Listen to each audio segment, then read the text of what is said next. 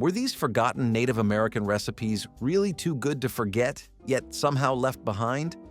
These recipes once nourished families with corn, game, berries, and roots, tying daily meals to the land and its seasons. What does it mean for us if such traditions quietly fade away? Cornmeal dumplings were a humble but beloved addition to stews, turning a pot of simmering broth into something hearty enough to feed many. Cornmeal was mixed with water or milk, sometimes enriched with a bit of fat or seasoning, and then spooned into bubbling stews where the dumplings puffed and firmed up. They absorbed the flavor of whatever surrounded them, stretching meat and vegetables further while adding filling comfort to each serving. In native traditions, these dumplings were practical, created from corn that was already a cornerstone of survival. They made communal meals easier, ensuring every person received both broth and something substantial to chew. Families often remembered the soft, slightly grainy texture as a symbol of togetherness during long evenings. Even without extravagance, cornmeal dumplings carried meaning in their simplicity. They transformed ordinary stews into meals that felt plentiful. Though rarely made today, they once stood as an answer to hunger, proof that even the simplest ingredients could nurture body and spirit. Wild rice pancakes were a Great Lakes specialty, blending native grains with everyday batter to create a breakfast that was both hearty and distinctive. Wild rice, hand-harvested from lakes and rivers, was cooked until tender, then folded into flour, eggs, and milk before frying on a hot griddle. The result was a pancake with nutty bursts of texture in every bite, filling and nutritious. Unlike plain flour cakes, wild rice pancakes tied the morning meal to the land, reflecting traditions passed down through generations. They were eaten with honey, berries, or even maple syrup tapped from local trees, making them taste of the region itself. Families valued them for providing energy at the start of long days, especially during seasons of harvest or travel. The flavor lingered, earthy yet comforting, reminding people of the connection between food and place. Forgotten now, these pancakes once symbolized how native ingenuity elevated simple ingredients into something memorable, a breakfast too good to lose. Cattail root flour cakes were survival food at its most ingenious, made from a plant that grew abundantly near wetlands. The roots of cattails were harvested, peeled, dried, and pounded into flour, which was then mixed with water or fat to form small cakes. These cakes were cooked over fire or on hot stones, resulting in dense, chewy rounds that kept people nourished when other staples were scarce. They provided carbohydrates and substance at times when stored grains had run low. Beyond survival, they represented resourcefulness, turning a humble marsh plant into a dependable staple. Families remembered how their slightly nutty flavor hinted at the earthiness of the marshes where they grew. For children, they were often introduced during lean seasons, teaching lessons about making use of everything the land provided. Today, cattail flour cakes are rarely remembered, but they once embodied resilience, showing how native communities drew sustenance from overlooked sources in nature. They were survival turned into tradition. Pumpkin seed butter was a clever way to use every part of the harvest, transforming seeds into a creamy, protein-rich spread that sustained families. After pumpkins were harvested, the seeds were cleaned, roasted, and ground into a smooth paste, sometimes mixed with honey or a touch of oil. The result was both nourishing and flavorful, earthy with a hint of sweetness. Unlike store-bought nut butters, this spread reflected frugality and respect for the harvest, ensuring nothing was wasted. It was spread on cornbread, dipped with fruit, or eaten straight from a wooden spoon as a treat. For children, its unique taste was unforgettable, tied to autumn gatherings and shared meals. Adults valued it for its energy-giving qualities during colder months when food needed to be practical as well as filling. Though largely forgotten today, pumpkin seed butter remains a symbol of how native food traditions transformed simple harvest byproducts into sustaining, delicious staples that carried cultural pride. Venison roast with wild herbs was more than a meal. It was a celebration of skill, land, and tradition. Deer were hunted with respect, and the meat was prepared carefully, roasted slowly over open fires or in pits. To flavor the meat, Herbs like sage, juniper berries, or wild onions were added, enhancing the natural richness without overpowering it. The aroma filled gatherings, signaling that a feast was near. Venison was lean and nourishing, providing strength after long days. Families remembered not just the flavor but the pride of preparing game harvested with care. Children learned that meals like this connected them to ancestors, hunters, and the rhythms of the land itself. It was eaten during communal gatherings, where sharing mattered as much as the food itself. Though far less common today, the tradition of roasting venison with herbs once carried cultural meaning, reminding people that food was both sustenance and ceremony tied to land and memory. Chokecherry pudding was a tart yet comforting dessert made from one of the most common wild fruits in native diets. Chokecherries were gathered, often pounded with their pits, and cooked into a thick mixture that was sometimes sweetened with honey or thickened with ground seeds. The result was a deep purple pudding with a sharp bite softened by natural sweetness. It was a treat that brought color and brightness to meals, especially in late summer when berries were plentiful. Families valued it for its nutrition as much as its flavor, since chokecherries provided important vitamins and energy. For children, the tangy taste left a lasting impression, both sour and sweet in one spoonful. It became a dish that carried memories of berry-picking trips and seasonal abundance. Though it is rarely made now, chokecherry pudding once represented joy, harvest, and the balance between tartness and comfort. It was a fruit transformed into tradition, a dish too good to forget. Sunchoke stew was made from Jerusalem artichokes, a root vegetable native to the Americas that offered both nourishment and versatility.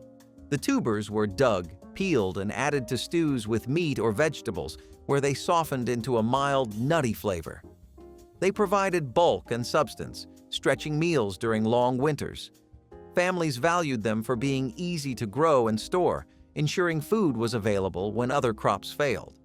For children, the sunchokes tasted slightly sweet, making them a welcome addition to otherwise heavy meals.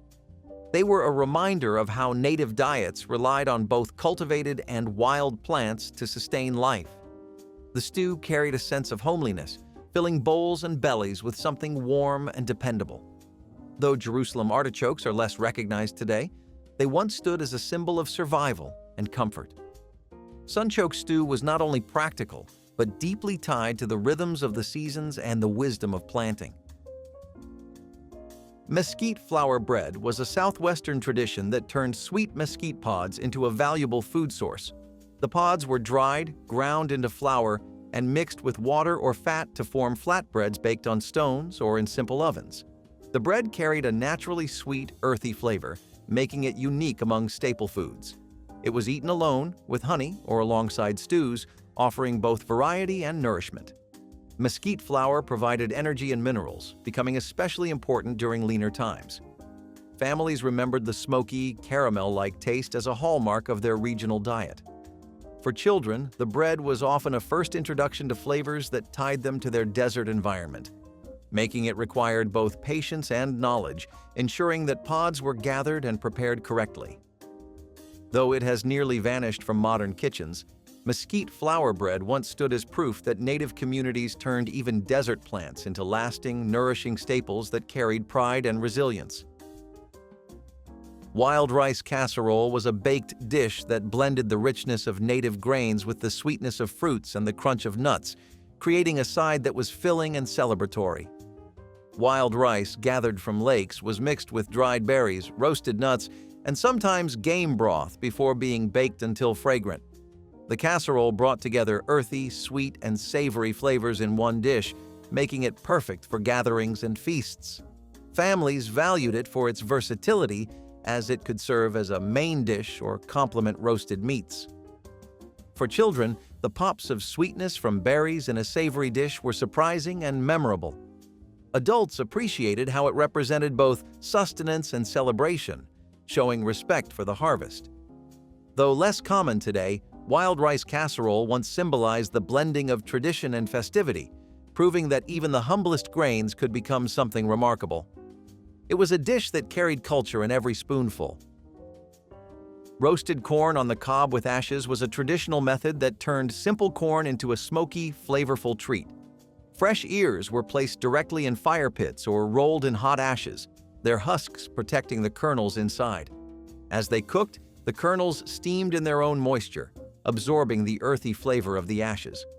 Once peeled back, the corn revealed tender, smoky kernels that needed nothing more than a sprinkle of salt or a dab of butter.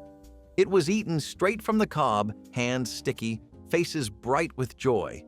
For families, it became a social food, passed around during gatherings. Children especially remembered the novelty of roasting corn this way, laughing as they pulled back husks to reveal golden kernels. The taste was unlike any other, deeply tied to land and fire. Though replaced by modern grills, roasted corn with ashes once defined the flavor of summer, linking people to tradition and simple pleasures.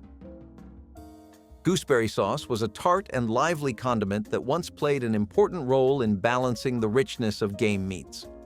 Gooseberries were gathered fresh and simmered with water and a touch of sweetener like honey or later maple syrup, producing a sauce that carried both sharpness and sweetness. Its flavor cut through the fattiness of venison, duck, or roasted birds, making each bite brighter. Families often prepared jars of gooseberry sauce during the season so it could be kept for months and used whenever meat was served. It was especially valued at feasts, where dishes of meat needed something refreshing on the side. Children remembered the puckering tang on their tongues, learning to appreciate the sharp taste as they grew older.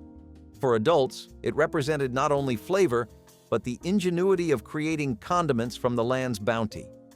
Gooseberry sauce has mostly disappeared from modern tables, yet it once carried both tradition and practicality, proving that even the smallest fruit could elevate an entire meal.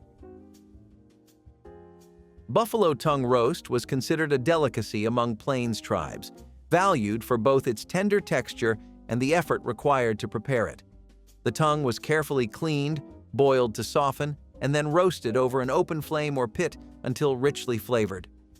Unlike leaner cuts, the tongue carried a unique richness, making it highly prized when buffalo were harvested. It was often reserved for elders, hunters, or shared during ceremonial meals, marking it as a food of respect and honor. Families remembered the long preparation, as it took time and patience to bring out its best qualities. For children, being offered a slice of roasted tongue meant they were included in something truly special. The dish was not just nourishment, but also a sign of gratitude for the hunt and the animal's sacrifice. Though buffalo tongue is rarely eaten today, it once held deep cultural weight, proving that nothing from the buffalo was wasted, and even the humblest part could become cherished. Amaranth porridge was a breakfast staple made from one of the oldest cultivated grains in the Americas. The tiny seeds of the amaranth plant were boiled in water until they thickened into a hearty, warming porridge. Sometimes sweetened with berries, honey, or maple syrup, it provided energy and nutrition for long days of labor. Families relied on it because the plant was easy to grow, resilient to harsh conditions, and packed with protein. Children grew up with its nutty flavor, often enjoying it hot in the morning before work in the fields. For adults, it was a dependable food that carried them through lean times as well as plentiful ones. Amaranth porridge symbolized both survival and care, turning a small seed into something that could sustain entire families.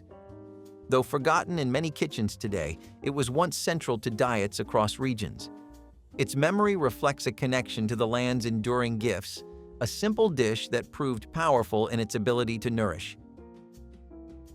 Wild green salad was a seasonal dish built from the first edible plants to appear in spring. Dandelion leaves, lamb's quarters, nettles, and other foraged greens were gathered fresh and dressed simply with oil, vinegar, or crushed nuts. The flavor was bitter yet invigorating, a reminder that new growth had returned after a long winter. Families cherished it as one of the first fresh foods of the year, reconnecting them to the cycles of nature. It was also practical, using plants that grew freely and abundantly without cultivation. Children were often sent to help gather greens, learning to recognize which were safe and which were not.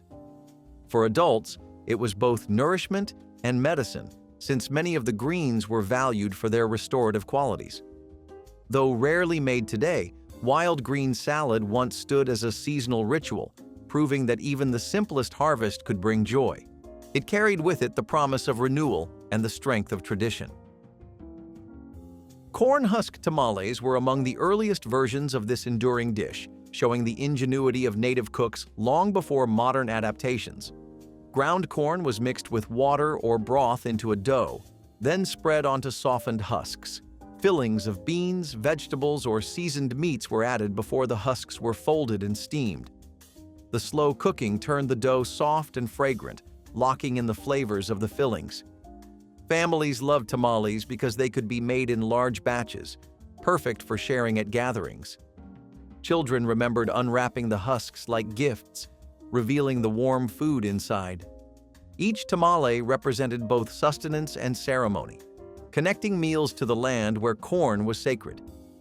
The dish endured because of its adaptability, always shaped by what ingredients were available. Though modern tamales are often richer, these early corn husk versions were simple, nourishing, and deeply tied to culture. They were not just food, but a reflection of tradition's resilience. Cranberry relish with maple syrup was a seasonal favorite that carried both tartness and sweetness to the feast table. Fresh cranberries were crushed or boiled lightly, then mixed with maple syrup tapped from local trees, creating a relish that was bright and flavorful. It was served alongside roasted meats or bread, providing a refreshing contrast to heavier foods. Families valued it especially during autumn harvests, when both ingredients were at their peak. For children, the sparkling red color was as memorable as the sharp tang of the first bite.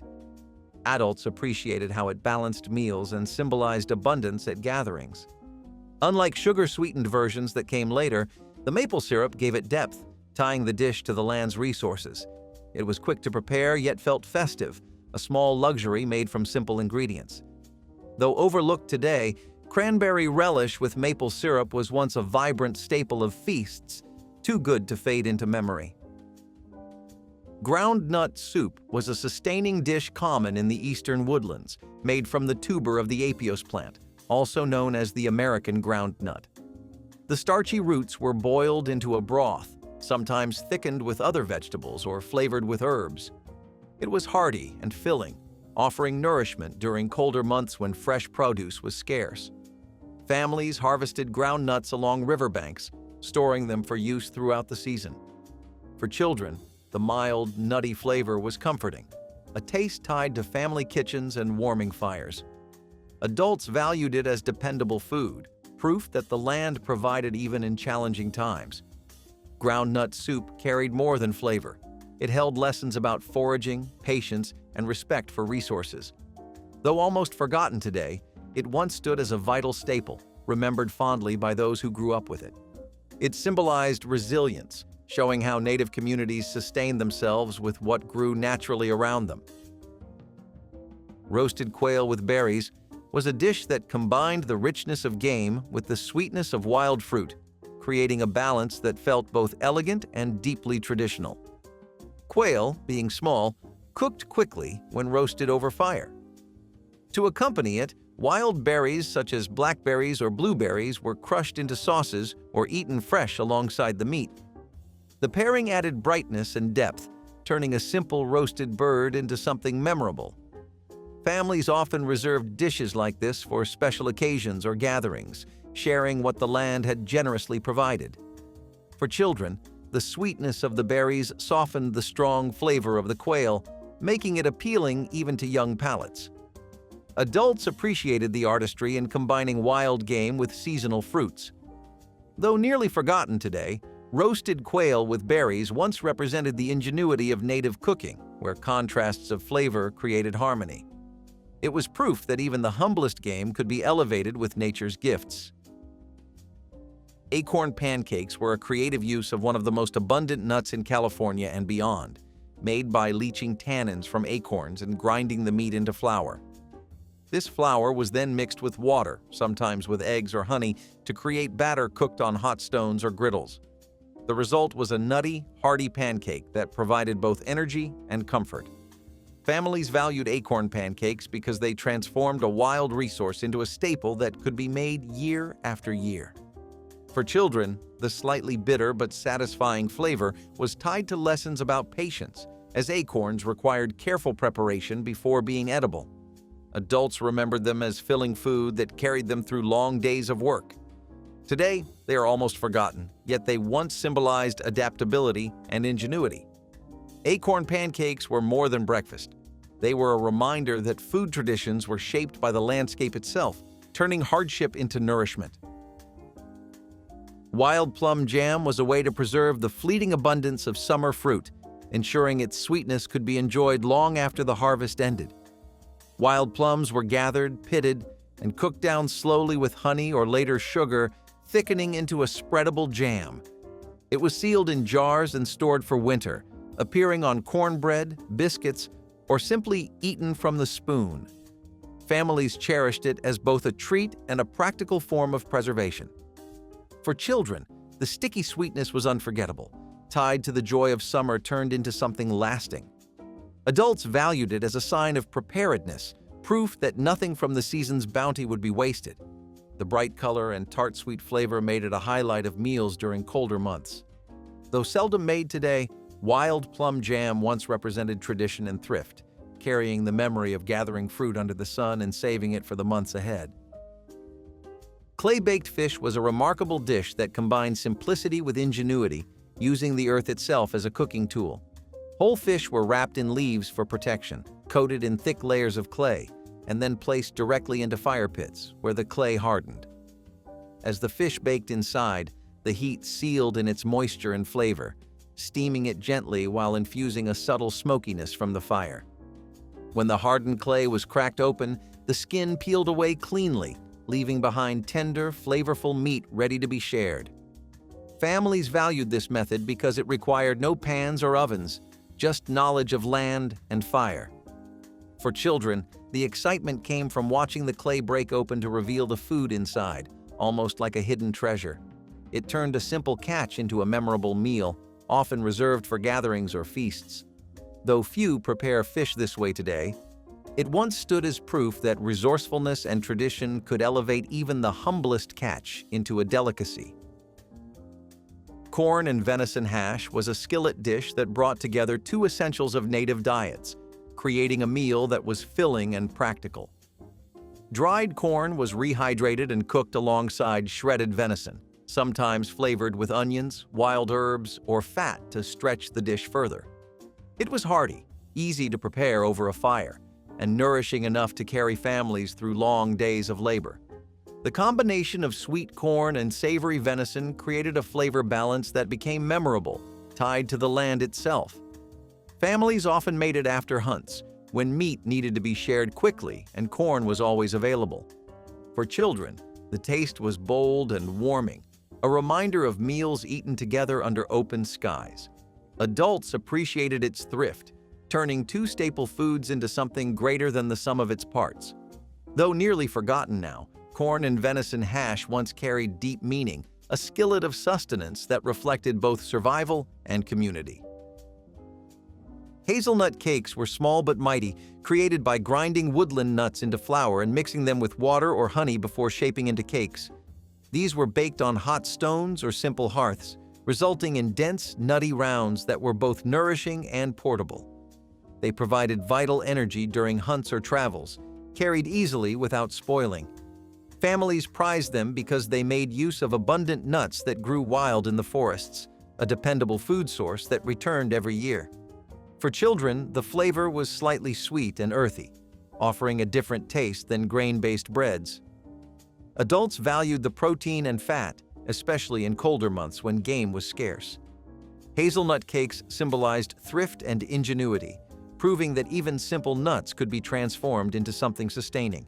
They carried with them the memory of gathering nuts as a family, cracking shells, and preparing food together.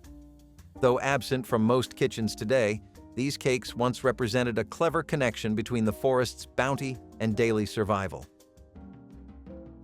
Black walnut soup was an earthy, rich dish made from one of the most distinctive nuts in native diets. The walnuts were cracked open, their meat carefully ground and then simmered into broth with water and sometimes wild herbs. The flavor was bold, slightly bitter, and deeply satisfying, making it a dish remembered for its unique character. Families valued it because walnuts were abundant and offered both nourishment and warmth during colder months. For children, the taste could be surprising, unlike anything else they ate, but it carried lessons about appreciating what the land provided. Adults appreciated its complexity, a reminder that food was not only sustenance but also a reflection of nature's diversity. The soup warmed gatherings, filling bowls with something both simple and profound. Though largely forgotten today, black walnut soup once symbolized both patience and skill, since harvesting and preparing the nuts required effort. It was proof that even the toughest shells could yield comfort and nourishment. Roasted duck with wild rice. Stuffing was a celebratory dish tied closely to harvest gatherings and feasts. Ducks were caught, cleaned, and roasted slowly until their skin crisped while the meat stayed tender. Inside, they were stuffed with a fragrant mixture of wild rice, berries, and nuts, a filling that soaked up juices and transformed into a side dish all its own. The result was a meal that felt festive and luxurious, combining game with the prized grains of the Great Lakes region. Families prepared it for occasions when abundance needed to be shared, making it a symbol of gratitude and community. For children, the sweetness of berries in the rice made the dish memorable, while adults appreciated the harmony of flavors. It represented more than food. It was a reflection of seasons, harvest, and the bond between land and people. Though forgotten in most kitchens, roasted duck with wild rice stuffing was once a dish too good to lose to memory. Sunflower seed. Porridge was a nourishing breakfast that turned a simple seed into a hearty meal. Sunflower seeds were gathered, roasted lightly, and ground into a coarse flour that was then boiled with water until thick and creamy. The porridge was sometimes sweetened with berries or honey, making it a versatile dish suited for all ages. Families valued it because sunflower seeds were reliable, growing easily, and storing well through the seasons. For children, it offered warmth and comfort on cool mornings, teaching them the importance of starting the day with strength. Adults appreciated its energy-giving qualities, sustaining them through hard work in fields or forests. The dish reflected resourcefulness, proving that even small seeds could provide lasting nourishment when treated with care.